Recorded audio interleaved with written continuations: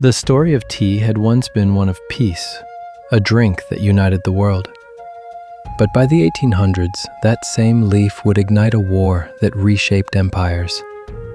This is the story of how tea turned to fire, and how the thirst of one nation poisoned another.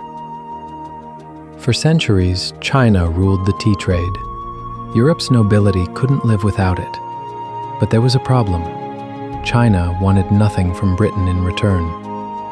So the British paid for tea in silver, tons of it, until the empire's coffers ran dry. Desperate, Britain found a solution, a darker one. Britain began exporting opium, a highly addictive drug, from its colonies in India to China. The profits were enormous, but the cost was human. By the 1830s, millions of Chinese had fallen into addiction. The streets of Canton were lined with hollow faces, dreaming in smoke.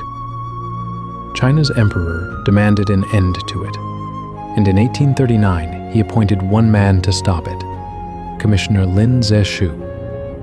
Lin ordered all opium seized and destroyed. Over 20,000 chests, more than 1,000 tons, were poured into the sea near Humen. He wrote to Queen Victoria herself, pleading for justice. But her merchants wanted revenge. That act of defiance became the spark that ignited the First Opium War. In 1840, British warships, the most advanced in the world, sailed into Chinese waters. Cannon met cannon. Iron met wood. The Qing armies, armed with spears and outdated muskets, were no match for industrial firepower. The war for tea was really a war for control. After 3 years of battle, China was forced to surrender. In 1842, the Treaty of Nanking was signed. It gave Britain Hong Kong, opened new ports to foreign trade, and demanded massive reparations in silver. It wasn't just a loss of land. It was the end of China's golden age. The humiliation cut deep.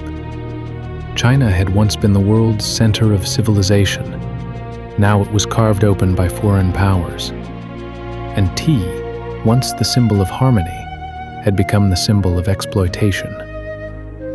The Opium War did not end with victory, only with scars. It marked the beginning of what China calls the century of humiliation.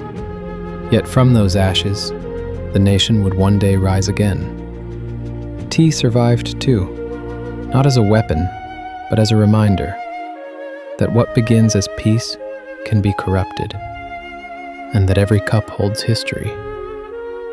Empires rose and fell over this humble leaf. Silver was traded, wars were fought, and millions suffered, all for the taste of peace in a cup.